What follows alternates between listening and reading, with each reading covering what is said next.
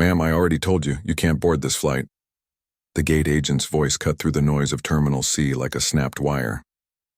But my dad's waiting for me, the little girl said softly, clutching her backpack. He's the pilot. Dozens of passengers slowed, watching. The agent, mid-50s, pressed uniform, practiced smile, folded her arms. Sweetheart, pilots don't wait for passengers. Now step aside, please. The girl's name tag read Ava Johnson, age 10, and her braids brushed the straps of a worn pink bag with tiny airplane stickers. Her eyes darted between the boarding door and the clock flashing 6:42 p.m. Flight 219 to Dallas, final call. Her Aunt Marilyn tried to speak. She's telling the truth. Her father, the scanner beeped red again. The agent shook her head. Ticket's invalid. Maybe next time, ma'am. Around them, the gate hum thickened, boarding chimes, luggage wheels, a baby's cry. Someone filmed quietly from a nearby seat. Ava's fingers tightened around a silver flight badge on her necklace. Her father's gift engraved with wings. Please, she whispered. He said he'd meet me when we land. The jetway door closed with a hiss. The agent turned away. Then through the glass, a plane taxied toward the gate, the same number gleaming on its nose. The pilot's window slid open just enough for a hand to lift and salute, and suddenly the crowd began to murmur. Is that her dad? Ava's eyes filled, not with tears, but recognition. Something was about to change in that terminal. Enjoying this? Tap subscribe for tomorrow's story. The boarding area of Gate C-17 buzzed with the polite impatience of early evening travel. The soft hum of overhead vents, the intercom crackle announcing last calls, the scent of burnt coffee drifting from the kiosk nearby. Ava Johnson stood beside her aunt, small shoulders squared as if standing inspection. The silver badge around her neck gleamed faintly under the fluorescent lights. A miniature set of pilot wings with her father's initials etched on the back. CJ. Ma'am, I don't have time for games, said the gate agent. Ms. Harding without looking up from her screen. The system says this ticket was voided. I can't override security. Marilyn Johnson kept her voice even. It was issued by Delta Link Corporate under Captain Charles Johnson. He's the first officer on this route. Then he can verify it when you rebook, Harding replied briskly. Next, a man behind them sighed loudly. Ava's eyes flicked up wide and uncertain. Aunt Marilyn, Daddy said I could sit right behind the cockpit, she whispered. I know, baby. Marilyn crouched, smoothing a braid behind Ava's ear. He said that because you've earned it. Now look at me. We'll fix this. But Harding was already waving another passenger forward. I need you to clear the gate area, ma'am. Marilyn straightened. You're denying a minor from boarding her father's plane? I'm following policy, Harding said. No valid ticket, no boarding. Marilyn drew a slow breath, then produced her phone. Then please call your supervisor. The agent hesitated, and not out of fear, but habit. Conflict, after all, was routine here. But this one was being watched. Half the gate had gone quiet. From somewhere near the coffee kiosk, a man's phone camera was angled discreetly toward them. A woman in a business suit whispered, That little girl looks terrified. Ava gripped her badge harder. The metal was warm now from her hand. Marilyn tried once more. You scanned the code 3 times. It's a crew family ticket. He filed the form himself. Harding typed something curtly. I can't help you. Maybe there was a flag on the account. What kind of flag? Marilyn pressed. Internal, Harding said, eyes narrowing. Ma'am, please don't raise your voice. I'm not raising my voice. I'm asking why my niece is being treated like she doesn't belong here. That word, belong, hung between them like static. Ava didn't know why it stung, only that it did. Please step aside, Harding repeated. Ava whispered. Did Daddy do something wrong? Marilyn blinked back sudden tears. No, sweetheart. He did everything right. Behind the counter, Harding's monitor refreshed. A quiet error message flashed. Security review, manual hold. She frowned, leaning closer. Strange. This doesn't happen often. Marilyn leaned too. So there is a system issue? Harding hesitated. The truth was she didn't know. But she couldn't admit that, and not in uniform. Ma'am, I can't disclose internal codes. Ava tugged her aunt's sleeve. That's his plane. Through the window, the nose of Flight 219 gleamed under sodium light, engines spinning slow like a heart waiting to beat. He'll come for us, Ava said. Daddy promised. Marilyn forced a smile. He always does. The speaker crackled overhead. Flight 219 to Dallas and final boarding complete. Cabin doors secured. Ava's badge glinted one last time as the jetway door sealed shut with a hydraulic sigh. The sound made her flinch. Marilyn looked around the terminal, a sea of quiet faces pretending not to stare. "You just closed the door on his daughter," she said softly. Harding didn't meet her eyes. "Security will escort you if you refuse to leave." That was when a small voice cut through the silence. "Why are you being mean?" Harding froze. Ava stood there, chin trembling, but her words came steady. "My daddy said good people do hard things. You don't look happy doing this." The agent's composure cracked for half a second, a flicker of shame, quickly replaced by procedure. "Ma'am," she said again. "Please step aside." Marilyn turned, guiding Ava toward a bench by the window. Her phone buzzed, a text from Charles, just landed. "Taxiing to C-17, you two ready?" Her stomach sank. She typed fast, "They denied her boarding. We'll explain. Hurry." The message hung unsent, no signal. Outside, a thin rain began to fall over the tarmac. Ava rested her forehead on the glass, watching lights shimmer across the wing of her father's plane. "He'll come," she whispered. And somewhere beyond that glass, inside the cockpit, a pilot reached for his phone, waiting for a message that wasn't coming through. Something had gone terribly wrong. Captain Charles Johnson was used to turbulence in mechanical, atmospheric, even human. But not this kind. From the cockpit of Flight 219, he checked his messages between shutdown tasks. Nothing from Marilyn. Nothing from Ava. He'd promised his daughter a night she'd never forget. Her first ride home from summer camp right behind the controls. She'd spent 2 weeks drawing airplanes and practicing radio call-outs he'd written phonetically on a note card. She even wore her tiny silver badge every day. Now silence. "Captain, ready for disembark," said First Officer Reynolds, flipping switches. Charles nodded absently. "Hold the bridge a second, Mark." He stepped to the open cockpit door and peered through the narrow glass toward the jetway. It was still sealed. Something in his chest tightened. He'd seen delays, storms, even ground stops, but not a missing daughter on a confirmed manifest. Inside the terminal, Ava sat on the bench, hugging her backpack. The crowd that had gathered earlier was thinning, replaced by whispers. A TSA officer lingered by the gate podium, speaking quietly to Ms. Harding. Marilyn tried again to send her text. Still no bars. She switched networks, nothing. "How can an airport have no signal?" she muttered. A young man in a service jacket approached hesitantly. "Excuse me, ma'am. I saw what happened. That didn't seem right." Marilyn looked up, weary but polite. "You work here?" "Maintenance," he said, showing his badge. "Not my business, but..." That little girl's ticket scanned green the first time. "I was behind the desk fixing the printer. The red beep came after the override." Marilyn frowned. "After?" "Yes, ma'am." Looked manual. The system didn't fail and someone changed it. Harding glanced toward them, voice rising. "Sir, that's enough. Please return to your area." He hesitated, then nodded to Marilyn. "You didn't hear it from me." Ava watched him go, confused. "Aunt Marilyn, are we in trouble?" Marilyn exhaled slowly. "No, sweetheart. Somebody else is." Back on the plane, Charles finally stepped off the flight deck. He checked the gate window, empty. "Gate agent?" he asked the ramp officer. "She's inside. Had a problem with a no-show passenger." "No-show?" His pulse quickened. "Name?" The man scrolled his tablet. "Ava Johnson." Charles froze. "That's my daughter." He was already striding down the jetway before the officer could react. At the locked glass door, a supervisor stopped him. "Captain, regulations..." "Open it," Charles said firmly. "Now." The supervisor hesitated. Something in the pilot's tone, calm, steady but heavy with authority, made her swipe her card. When the door opened, every conversation in the gate area seemed to pause. Ava looked up. "Daddy!" Charles dropped to one knee, catching her in a quick embrace. For a heartbeat, the rest of the world vanished.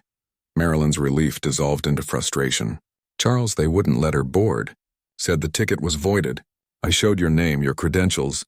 He stood, turning to Harding. "You denied my daughter's boarding on my own aircraft?" Harding stiffened. "Captain Johnson, I followed protocol." Her reservation flagged invalid. "Show me the flag. I can't disclose internal data. Then I'll escalate it myself." He reached for his ID wallet. The real one.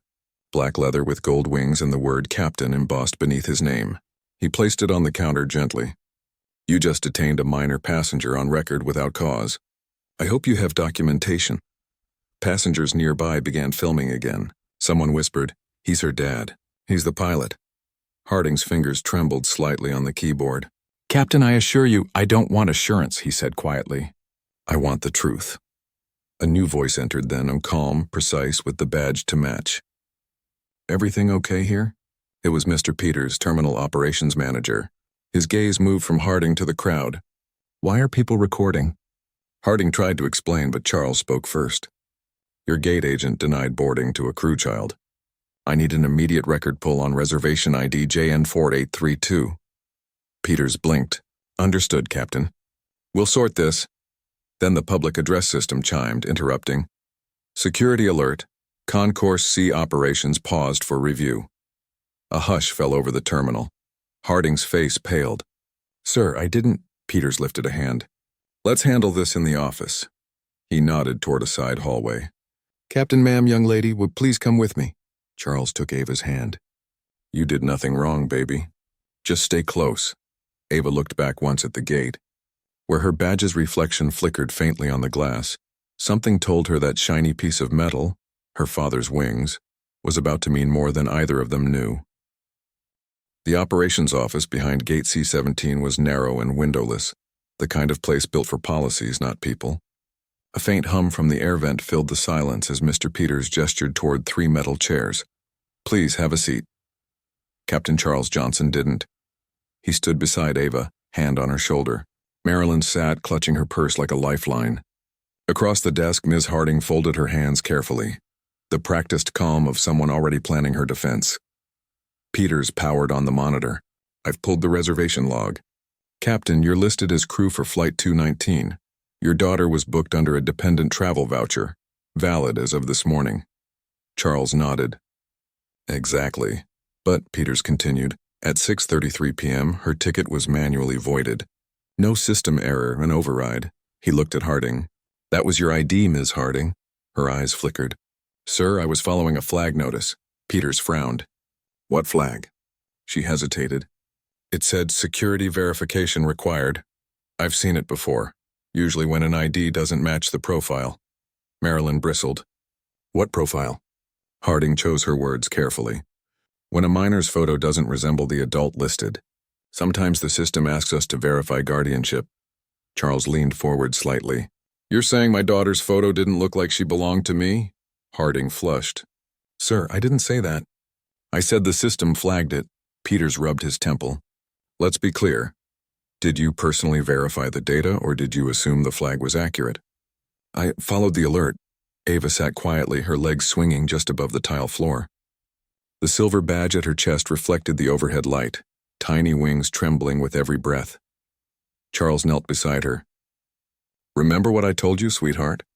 When people don't see you right away, you let your truth do the talking." She nodded slowly, pulling the note card from her backpack, the one with the radio codes he'd written for her.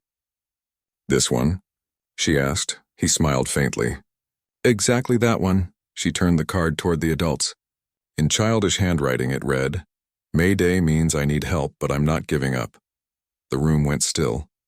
Even Harding's expression softened. Peters cleared his throat. "Captain Johnson, I'll file an immediate incident report. HR and security will review the footage. You have every right to escalate this." Charles straightened. "I will." Harding spoke up, her voice brittle. "Captain, I never meant to offend. It was procedure.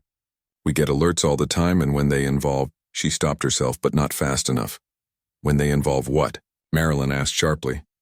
"When they involve inconsistencies," Harding finished.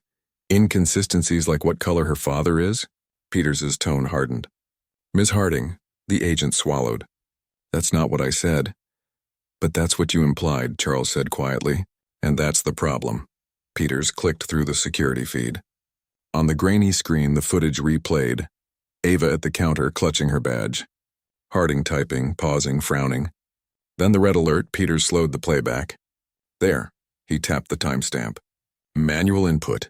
He turned the monitor so Harding could see her own reflection faintly in the glass. This wasn't an automatic flag.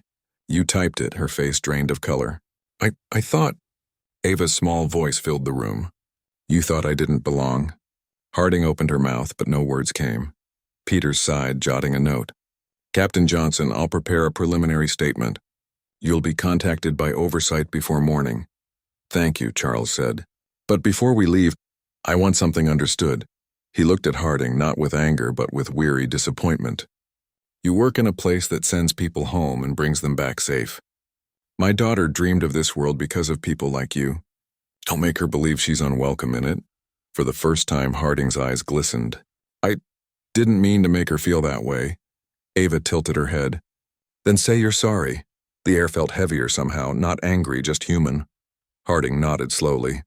I am sorry, Ava. Ava's voice softened. Okay, Charles exhaled, steadying himself. Come on, sweetheart. Let's get you home. As they stood to leave, Peters added quietly, Captain, there's one more thing. The regional director was already landing. He'll want to speak with you tonight. Charles paused. Regional director? Peters nodded. Apparently, he's already seen the footage. The hum of the air vent filled the silence again. Something told Charles this wasn't over. Not by a long shot. They were escorted to Conference Room 4B, a glass-walled cube above the concourse. From here, the bustle of the terminal below looked like another world. Luggage carts gliding, announcements echoing faintly through the floor. Regional Director Paul Bennett waited at the head of the table, sleeves rolled, calm but alert. Beside him sat Peters, laptop open, and Harding, now pale and silent. When Captain Charles Johnson entered with Ava and Marilyn, Bennett rose immediately. Captain Ms. Johnson, thank you for staying. His voice was firm but courteous. I've reviewed the preliminary report. Charles nodded. Then you already know what happened. Bennett gestured to the seats. Let's clarify everything for record. Ava sat beside her father, swinging her feet lightly under the table. Her badge caught the overhead light again, the little set of wings now a quiet symbol between all of them. Bennett tapped the folder. Ms. Harding, your statement says you received a security flag, correct? Yes, sir. Yet logs show manual entry. Harding's voice faltered. Sir, I thought... He held up a hand. You thought wrong, but we'll let the evidence speak. Charles stayed composed, his pilot's posture unshaken. Mr. Bennett, I'm not here to humiliate anyone. I just need to know why my child was treated like a suspect instead of a passenger. Bennett met his gaze. Understood, Captain. That's why we're here. He turned to the monitor. Security's already cross-referencing the override data. But there's something else at the comment field entered after the void. Ms. Harding, is this yours? He rotated the screen. A single line blinked under note, ID verification pending. Adult guardian mismatch. Harding stared at it. Yes, sir. Bennett's tone stayed even. Explain mismatch. I didn't mean racial, she said quickly. It was procedural. The photo on the ticket didn't match. Her skin tone? Bennett asked flatly. Harding froze. Ava looked up at her father, puzzled. Daddy, why are they talking about my skin? He crouched slightly beside her, voice calm.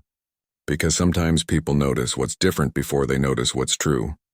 A silence settled. Even Bennett's expression softened. Then Marilyn spoke, steady but sharp. That's not a system issue. That's a judgment call. Bennett nodded once. I agree, he closed the file. Ms. Harding, step outside. HR will meet you momentarily. She stood shakily, glanced once at Ava, then left. When the door closed, Bennett sighed. Captain Johnson, I've worked in aviation 30 years. I've seen human error, but not like this. I'm deeply sorry. Charles's jaw tightened. Sorry doesn't clear the record. It will, Bennett said. But I need your help. The footage is already trending internally. Someone in the terminal posted a clip and it's gaining views. Marilyn blinked. Already? He nodded.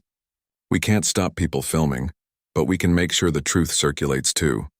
Would you be willing to give a statement? Charles hesitated. You mean, go public? Just internal first, Bennett clarified. It shows leadership acknowledging what went wrong. I'd rather our people hear it from the pilot than from speculation. Ava tugged his sleeve. Daddy, can I tell them what you always say? He smiled faintly. What's that? That you can't fly a plane if you don't trust your crew. Bennett actually smiled. Smart girl. Charles nodded slowly. If my story helps stop this from happening again, yes, I'll do it. Peters jotted notes. We'll record in the media room. HR will issue a statement tonight. The gate agent will be placed on review. Bennett leaned back. One more question, Captain, off the record. Charles raised an eyebrow. Go ahead. Would you have recognized the flag if it came through your own cockpit system? He frowned. What do you mean? Bennett glanced at Peters. Because our audit found something else. A pattern of manual overrides tied to one user ID. Not just tonight. The room chilled slightly. Marilyn's voice broke the silence. You mean she's done this before? Possibly, Bennett said. We're verifying. It may go beyond one gate. Charles's gaze darkened. Then this isn't just bias. It's systemic neglect. Ava tilted her head. Systemic? He met her eyes. It means something broken that people stopped noticing. She nodded slowly, absorbing that. Bennett closed the folder. We'll dig deeper. But Captain, you may have helped us catch it. Charles exhaled. Then I'll cooperate fully. Good, Bennett said. Because tomorrow morning Oversight wants you in the review room. Charles straightened. Understood. As they left the glass office, Ava glanced down at her reflection in the polished floor, her badge glinting like a beacon against the gray. She whispered, Daddy? Yes, sweetheart. Do you think she's sorry for real? He paused. I think people can be if they learn from it. And will they? He looked back at the office and the closed door, the faint hum of the vent, and said quietly, That depends on what we do next. The terminal lights dimmed toward night mode, casting soft gold across the windows. Far below, passengers moved on, unaware that one small act of refusal had already started something larger. Morning light spilled across Dallas-Fort Worth's runway as Captain Charles Johnson walked through the crew corridor, flight bag in hand. The previous night had stretched long, interviews, formal statements, restless hours with Ava asleep on his shoulder. Now, in the company break room, his phone buzzed again. From Paul Bennett, subject audit update and confidential. He opened it. Attached was a PDF labeled Manual Override Log, Gate Operations, last 90 days. He scrolled, line after line of data, times, employee IDs. Then one column stopped him cold. Override code, manual security flag, guardian verification. User ID H. Harding 219 occurrences, 7/7, in 3 months. He scrolled farther. Most affected passengers were minors, listed with incomplete guardian validation. 2 notes bore nearly identical wording to Ava's record. Charles's stomach tightened. This wasn't random. The door opened behind him. Bennett entered, jacket over his arm, coffee steaming. I thought you might see that before I did. Charles turned the screen toward him. She's been doing this for months? Looks that way, Bennett said quietly. We think she created her own trigger protocol, a manual shortcut she used when she felt uncertain. We'll never know how many families missed flights. Charles stared at the screen. So this wasn't policy. It was prejudice and automated. Bennett nodded grimly. Exactly, and that makes it a liability. Silence hung between them until Bennett added, Corporate will want a public apology. They may ask if you'd join the statement. Charles blinked. Me. You represent what went right after what went wrong. A father's dignity carries more weight than a press release. He hesitated, then asked, Would it actually change anything? Bennett looked out the window toward the tarmac. Sometimes it's not about changing policy overnight. It's about who people see standing when the cameras turn on. That afternoon, Ava and Marilyn met him at the terminal cafe. Ava was sipping apple juice through a straw, her badge glinting on her sweater. Daddy, you're on the computer again, she said. He smiled softly. Trying to help fix something. Like when the engine light comes on? Exactly that, she nodded, satisfied. Then you'll land it, Marilyn leaned in. They called this morning. HR confirmed Harding's suspension. But the union's asking for her to keep benefits if she attends bias training. Charles exhaled. That's fair. People can learn. I just wish she'd started sooner. He closed his laptop and pulled something from his bag, a folded sheet of printed data, the audit log. He tapped one line near the bottom. You see this code, sweetheart? Ava squinted. That's the thing she pressed? Yes, but this time, he said, tracing the date. The log shows a system mirror, a backup that stores who reviewed her overrides. Like when Mom checks my homework? Exactly, Marilyn frowned. Meaning someone approved it, he nodded. Someone higher up. That was when his phone vibrated again, Bennett calling. Captain, are you sitting down? I am now. You were right. IT found the mirror logs. Harding wasn't working alone. Every override went through an automated review queue under a supervisor's credentials. Name's Ray Delson. Charles searched his memory. Delson, Ground Ops Chief? Former, Bennett said grimly. Retired last month. We just found his login still active. Charles's mind clicked into place, so the system kept validating his approvals. That means the bias was baked into the audit trail. Exactly, Bennett said. We'll need your witness statement again, this time for corporate review. You're not just a parent in this anymore. You're our lead witness. Charles looked at Ava, who was now watching a plane taxi outside the window. I'll do it, he said quietly. For her, and for the next kid. Bennett's voice softened. Good man. I'll arrange transport to HQ tomorrow. Charles ended the call. Ava turned to him, smiling. Did you fix it? He looked down at her, pride and weariness crossing his face. Not yet, sweetheart. But we found the broken wire. Outside, a jet roared skyward, sunlight glinting off its wings, the same silver shimmer as the badge resting against Ava's heart. She whispered, Daddy, it looks like yours, he nodded slowly. And soon it'll mean something again. 2 days later, Terminal C looked the same, but the atmosphere felt charged. TV crews lined a small platform near Gate C-17, cords snaking across the carpet. Over the intercom, the same familiar chime played. Attention, passengers. Captain. Charles Johnson adjusted his uniform cap, shoulders squared, wings polished bright. Across the gate, his daughter Ava stood holding her backpack, the same silver badge glinting proudly on her chest. Daddy, why are there cameras? She asked. Because people are listening now, he said softly. And it's time we speak up. Paul Bennett approached, clipboard in hand. Press conference begins in 2 minutes. We'll read the official statement first, then you can speak. Just tell your story. Charles nodded. Understood. Nearby, Ms. Harding stood apart, flanked by 2 HR representatives. Her face looked smaller somehow, not defeated, but humbled. When her gaze met Ava's, she gave a small, trembling nod. Ava nodded back once, polite but distant. The cameras flashed. A hush spread. Bennett stepped up to the podium. 2 days ago, a passenger incident at this gate revealed a serious failure in our boarding verification protocol. That failure reflected human judgment, not system error. Today, we reaffirm our commitment to safety and to respect. He gestured toward Charles. Captain Johnson will share his perspective. Charles stepped forward, uniform immaculate, yet his voice held no pretense, only quiet gravity.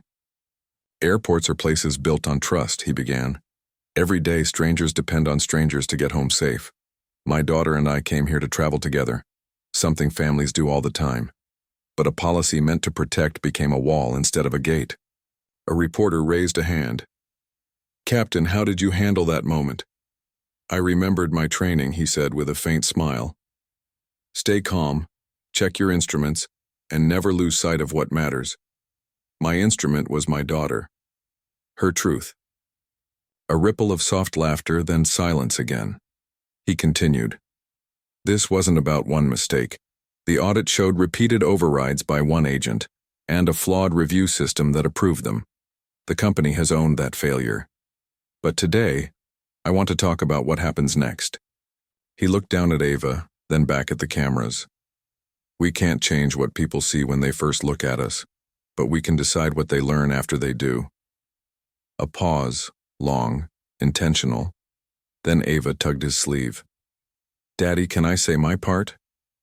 Bennett hesitated, but Charles nodded. Go ahead, sweetheart. She stepped up on her tiptoes to reach the microphone. My name's Ava Johnson. I wanted to fly with my daddy, but they said my ticket was bad. It wasn't. A few chuckles, gentle, understanding. But my daddy said when something's wrong, you don't shout. You show them what right looks like. A murmur swept through the crowd, and even Bennett blinked hard. Ava held up her badge. He gave me these wings when I turned 10. He said they mean you're responsible for everyone on board. So if you see someone left behind, maybe go back and get them. The silence that followed wasn't awkward. It was reverent. Charles placed a hand on her shoulder. That's all we came to say. When they stepped back, Bennett returned to the mic. Effective immediately, we are removing the manual override from all boarding gates. And next quarter, we're naming this entrance after a value we too often overlook: dignity. He looked at Ava. Gate C-17 will now bear a plaque in her name. The crowd broke into quiet applause. Even Harding wiped her eyes. Ava whispered to her dad, "Does that mean we fixed it?" He smiled. We started the climb. As the cameras flashed again, she leaned against his leg, her badge shining under the terminal lights. The same glint that had once been a symbol of belonging denied, now turned into proof of it. 3 days after the press conference, the story had traveled farther than any of them imagined. Local networks replayed the clip of little Ava Johnson holding up her badge. Her words looping across the morning news. If you see someone left behind, maybe go back and get them. Within 48 hours, the airline's statement had been viewed over 2 million times. But what captured hearts wasn't the corporate apology. It was the small voice behind it. Inside the Dallas Operations Building, Captain Charles Johnson sat across from Paul Bennett again, this time in a quieter room. The tension that once filled their meetings was gone, replaced by the subdued calm that follows a storm. "Your daughter has become something of a spokesperson," Bennett said with a wry smile. "We've had messages from other crew families. They're saying it feels safer to travel now." Charles nodded. "Then it's worth it." He studied the report folder on the table, thick printed labeled Post-Incident Policy Review. "What's the outcome?" Bennett flipped through. Gate Agent Harding. Final written warning, retraining, mentorship program. She requested to keep her post under supervision. "That's fair," Charles said. She faced it. "And the oversight chain?" "Ray Delson's credentials revoked. It's rewriting the Guardian verification process and no more manual overrides," Charles exhaled. "It's progress." Bennett leaned back. "Progress isn't fast, Captain. But this time it's visible." He handed Charles a printed memo. "Corporate wants to make this right in a different way. They're naming a new scholarship for dependents of flight crew. They'd like to call it the Ava Wings program." Charles blinked. "After her?" Bennett nodded. She reminded everyone why these badges matter. A long silence followed, the good kind. The kind that meant something had landed. Later that afternoon, in the quiet of Gate C-17, Ms. Harding waited nervously by the podium. When she saw Charles and Ava approach, she stood quickly. "Captain Johnson," she said, "thank you for coming. I wasn't sure you'd want to." "I did," he said gently. Ava held her aunt's hand, shy but curious. Harding cleared her throat. "I wanted to apologize again. Not just to you, and to her." She crouched to Ava's level. "I judged before I understood. That's not who I want to be. I'm trying to learn from it." Ava looked at her for a moment, then reached into her backpack and pulled out one of her extra airplane stickers, the same kind that decorated her pink bag.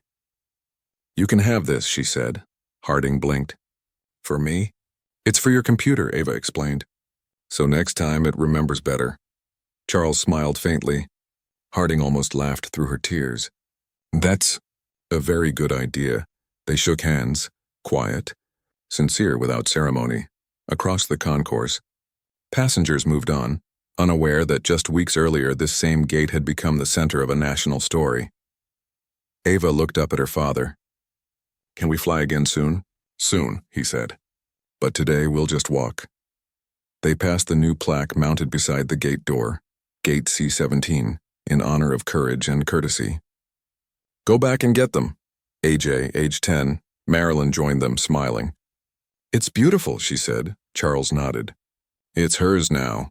As they walked toward the windows, the low hum of the terminal returned, that same mechanical lull that always meant departure and return, endings and beginnings intertwined. Charles glanced down at Ava, who was tracing the shape of her wings badge with her thumb. "Daddy," she said softly, "do you think people remember stories like this?" He smiled. "They don't have to remember ours. They just have to act right when it's their turn." Outside, a plane lifted into the fading afternoon sky, its reflection rippling across the glass. The evening sun dipped behind the control tower, painting the windows of Dallas-Fort Worth International in molten gold. Flight announcements echoed softly through the terminal, but to Ava Johnson the world felt still. She and her father, Captain Charles Johnson, waited near the observation deck, the same deck where she'd first watched him take off when she was little. "Is this the same runway from before?" she asked. Charles nodded. "The very same. You used to wave so hard I thought you'd take off first." She giggled. "I still wave. I just don't close my eyes now." They stood side by side, hands resting on the railing. The air smelled faintly of jet fuel and rain.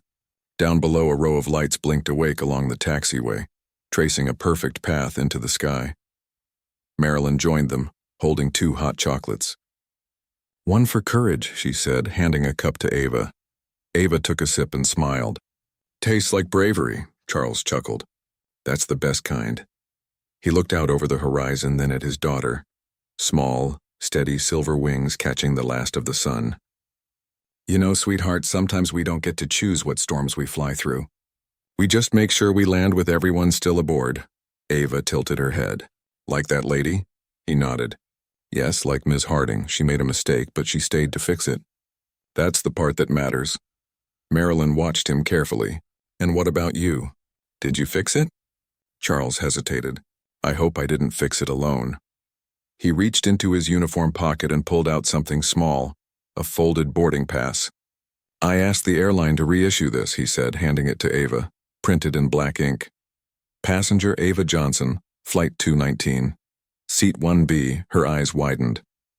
"That's my seat." "It's yours again," he said softly. "This one never expires." Ava clutched the ticket carefully as if it were made of glass. "Can we go now?" "Tomorrow," Charles said.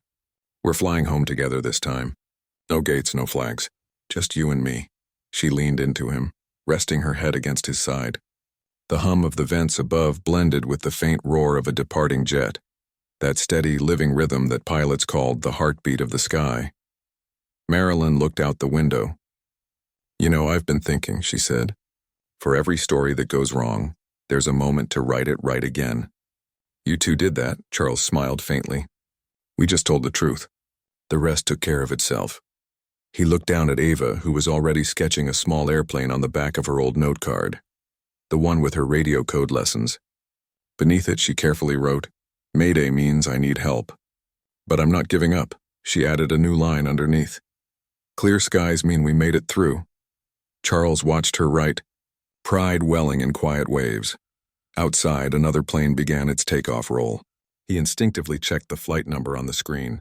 2119. His plane. His crew. His world. He turned to Ava.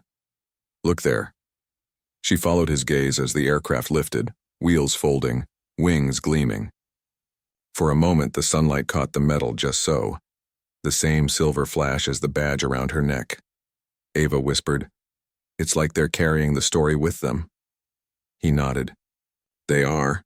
Every time someone boards that flight, they'll be part of it, even if they never know your name." Ava smiled. "That's okay. They'll still get home." The jet disappeared into the clouds, leaving a faint trail that shimmered like a memory. And for the first time since that long night at Gate C-17, Charles felt something inside finally ease. Not victory. Not vindication, but peace. He looked down at his daughter. "Ready to go home, Captain?" Ava grinned. "Co-pilot," he laughed. "That's right." They turned toward the terminal lights, walking side by side, their reflections stretching long and golden across the polished floor. Snow flurried softly across the parking lot of St. Mary's Elementary in suburban Arlington, Texas, where families hurried through the chill with mittens and coffee cups. Inside, the gym buzzed with the warmth of a winter assembly. Paper snowflakes dangled from strings, and a banner above the stage read, "Dreams have wings. Career Day." Ava Johnson, now 11, waited behind the curtain, clutching her well-worn pink backpack. The same silver badge still hung proudly around her neck, her father's wings polished bright. She peeked out. The rows of folding chairs were full, parents, teachers, and the local news team setting up a camera in the back. At the front sat her father, Captain Charles Johnson in uniform, and beside him the familiar figure of Paul Bennett, who had driven in from headquarters for the event. Ava took a breath. the way her dad had taught her before every flight. Steady in, steady out, the principal's voice echoed through the mic. Our next speaker doesn't just dream of flying, she already knows what leadership looks like. Please welcome 5th grader Ava Johnson. Applause rose as she stepped out. The microphone seemed huge, but she smiled anyway.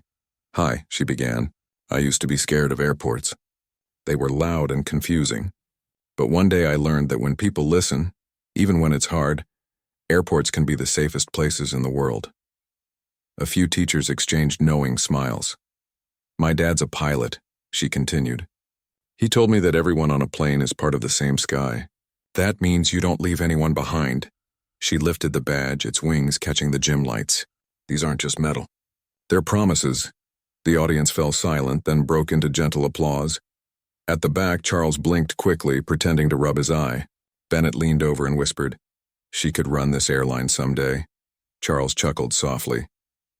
"She already runs the room." After the assembly, they lingered by the exit as parents packed up chairs. Ms. Harding approached carefully, wearing a visitor badge and carrying a small box wrapped in airline blue paper. "Captain Johnson," she said. "Ava, I didn't want to interrupt. I just came to bring this." Ava tilted her head. "Hi, Ms. Harding, did you see my speech?" "I did," Harding said. "You were brave." She offered the box. "The company asked me to deliver these." Inside were 2 miniature lapel pins, tiny replicas of the Ava Wing Scholarship emblem. A pair of open silver wings joined by a small engraved heart. Charles read the card inside.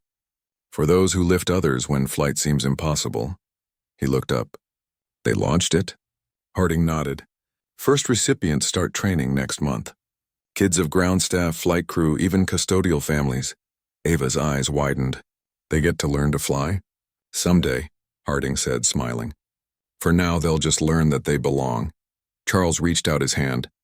"Thank you for carrying it forward." Harding shook it firmly. "You showed us how."